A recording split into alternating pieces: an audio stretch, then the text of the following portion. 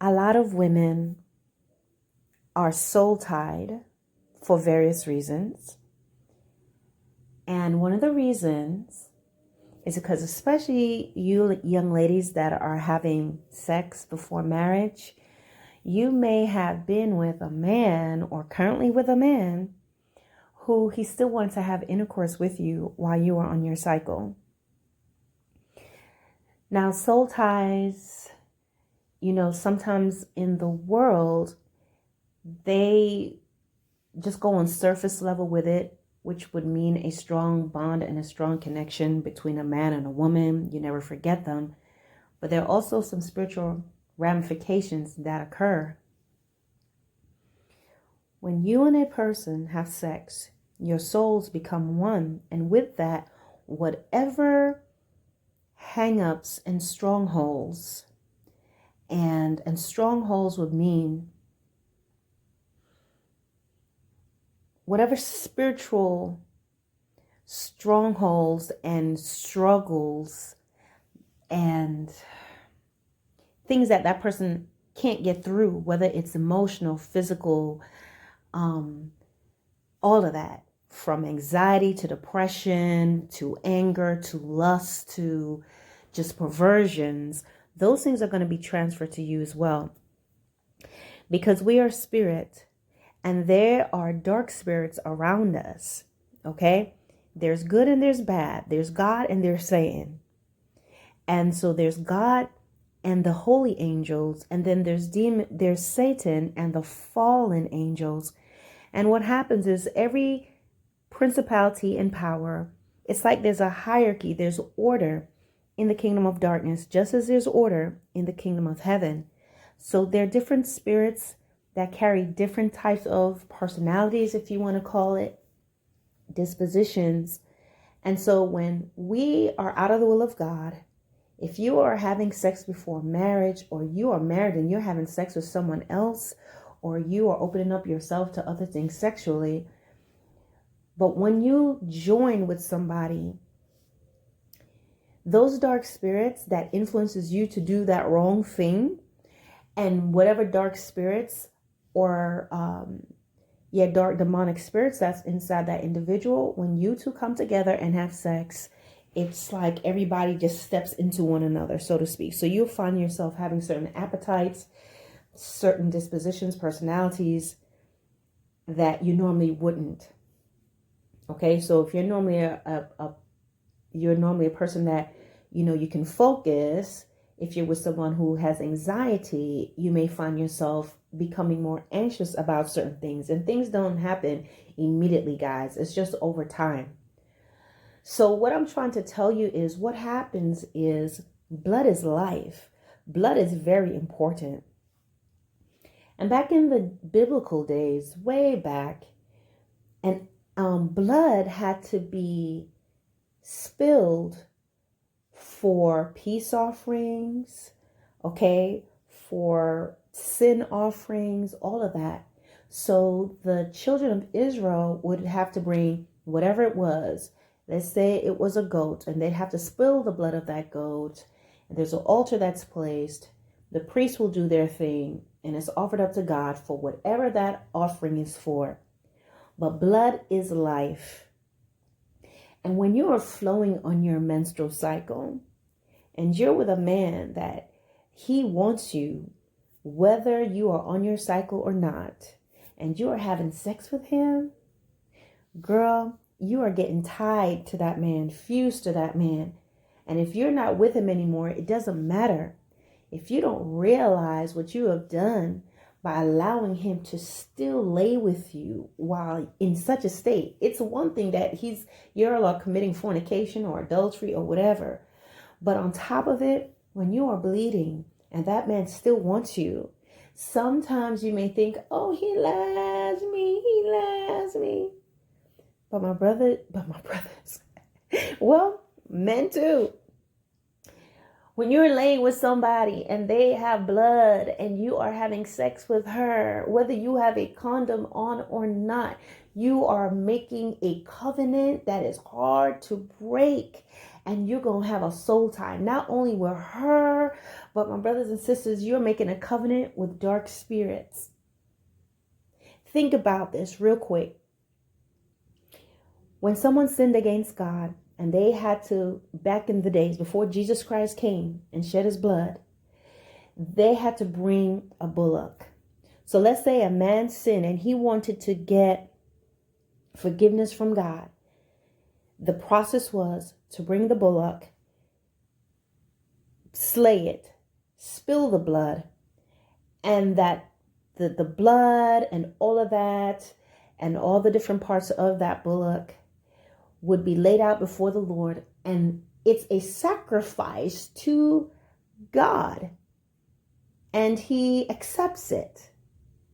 So when you as a woman, you're bleeding, you're not the bullock, but you're the sacrifice for whatever it may be, because your blood is spilling. And then that man comes into you, enters your body, enters his fluid on you, or whatever, your blood gets on him. You're both in the act of fornication, of an adultery. But guess what? You're on the altar of sin before the demonic. You're on a demonic altar and worship, and you're giving up a sacrifice up unto Satan in that act. And then what happens is it opens you up to whatever principalities and powers, whatever fallen angels. Number one is going to be that spirit of lust, sex, lies, deception, whatever it may be. And it opens you up. You're thinking you're just there for some sex, but there's a bunch of other spirits that's going to jump right on board. And there's a transferring of spirits between the both of you. But then sometimes you find yourself going through certain things. You can't have the right relationships. You keep picking the same type of man or the same type of woman. Guys, you can get soul tied too. You may be a man, you like to have sex with women, even if they're on their cycle. You get tied to her by her blood. And not just the blood, but the act itself. If you're in sin, there's blood involved. There are dark spirits involved. You tied up. That's why some people say all men are dogs. No, you keep picking the same type of man. Why? Because you're tied to the spirit that's going to lead you to the same kind of man. All women are this and that. No, the type of women you picked are like that. And you keep meeting those type of women because the spirit that you made a covenant with leads you to women who has the same type of spirit. But the bottom line is that blood covenant that you make. And there's some men that love it. They will hunt you down, lay with you. So I'm here to tell you, you got to recognize what that is, ladies. Get before the Lord. Ask him to cleanse you. Renounce those relationships. Call it by name. Every covenant you've made through sexual intercourse, the same thing, man. Every woman you've laid down with, those soul ties have to be broken in the name of Jesus. You've got to call it out. And guys, this kind is one of the types that you're going to have to pray and you're going to have to fast. Okay? You're going to have to fast. You may not know how to fast. You can start off with just, I always tell people, if you're even going to fast once a week for an hour or two, you fast. You get in the word of God. You want to be a living sacrifice, holy and acceptable unto God. Psalm 51 could be your theme. Or Psalm 53, I believe. Create in me a clean heart, O God. Renew a right spirit within me. I want these soul ties to be broken. I want every relationship to be broken. Every type of unclean situation I've been in, Lord, remove it from me in the name of Jesus. The Lord will show you how to do this. Don't try to go 40-day, 40-night fast. It's, that's hard and that would be difficult. But you want to go to the Lord and you want to seek God on how to fast. I have a video. It's called Fasting 101. If you are not sure how, guys, then you can just make sure you're in my screen. Make sure you're in my channel, my search engine in my channel, and put in Fasting 101 and it will pull it up. It says Fasting 101 for beginners, and it's a quick video and it helps you if you don't know how. Of course, you have to think of all sort of health considerations. Seek your doctor before you try to do anything. Some of you have serious medical issues, why certain things will not work for you. And so in that case, you need to seek your physician, and then of course pray, right? Seek God out on what you need to do. So I just want to end this video by telling you, a lot of you're ending up in the same type of relationships. You have some habits, you have some changes in your behavior that you've never really had before. Thoughts are coming into your mind.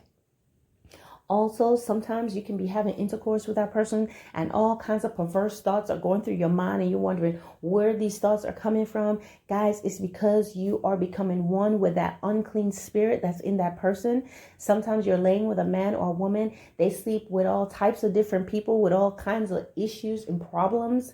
There are people you're sleeping with. They sleep with men and women. Okay, men that sleeping with men and they like women. Women that sleep with men and they like women.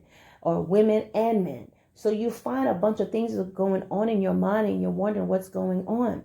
And sometimes just chaos and mayhem is going on in your life. You can't succeed. You keep falling into, just dead ends. All of a sudden, the favor that you used to have, you don't have it anymore because you're carrying around something that's accursed and unclean. And that comes from your blood covenant that you made because you were having sex while you were on your period. And in addition to that, you were in fornication and adultery. So that's why, men, if you sleep with somebody else, you can't act right with your wife because you become one with someone else. Women, ladies, when you're sleeping with another man, you can't connect with your husband because your soul you become one with that other person. And then you've been on your cycle and had sex with this other man. Oh no, there's going to be complications. And that is why your husband or your wife will get very suspicious as far as what is going on because you're also one with your husband and your wife. Right? And when you're out there doing wrong, they feel and they can sense when things are off. That's why they begin to get suspicious. That's why they begin to question you, because when your spirit is shifting and doing these different things, they can sense that. So my brothers and sisters, just something to think about, something to pray about. Those of you that you are single and you are committing fornication and adultery, I'm here to tell you it feels good right now, but there are dire consequences. It feels like you can't get out of it. It feels like you have to do it. But my brothers and sisters, you need to be in a place where you want to save your soul. Your soul is in danger of hell, hellfire, and damnation. I hate to put it like that, but that's what it is. If you die in your sins, if something happened to you on your way to doing something wrong again or on your way back, guys, can you afford to just spend eternity in hell for this moment? For a moment, for a sexual release, guys? It's serious and it could get very complicated. You could feel like you're drowning. You feel like you can't get out of it, and you find yourself always meeting somebody. If you've been in one adulterous relationship, you're gonna find yourself being introduced to and drawn to more married men in more situations, falling into adultery, falling into fornication. It's just going to be easy to run into these type of relationships. Men who don't want to commit, men who don't want to get married. They just want to, or women that don't want to commit or get married. They just want to sleep with you. It's all about having sex. It's all about Netflix and chilling. You're going to keep running into these men or women that are married that wants to sleep with you because now you have been tied to and you have made a covenant with a spirit that's going to draw other spirits that's operating other people. So you just keep doing the same things over and over again, and eventually you're going to tell yourself, oh, this is fine, this is what I want, it's easier than commitment. You're lying to yourself. You're lying to yourself. You want more, and I'm going to tell you why you want more, because you're giving your body. And your body is the highest thing, the most precious thing you can ever give. So if you're giving your most precious thing and saying you don't want anything in return, that's a lie. You just told yourself that so you can feel better, and because you won't feel rejected. There's no one that gives up their most precious possession, which is their body, just for someone to breathe on you, sweat on you, grunt on you, roll over, and then you go through the same process again. Nah. Let us turn wholeheartedly to the Lord. God is able to do exceedingly abundantly more than you can ask or think. He can help you. He can pull you out. He can set you free. You just have to be in a position where you want to let go of that. You want to be set free, and that you'll stick with the Father through the process and the journey of being transformed. All right, guys. Peace out.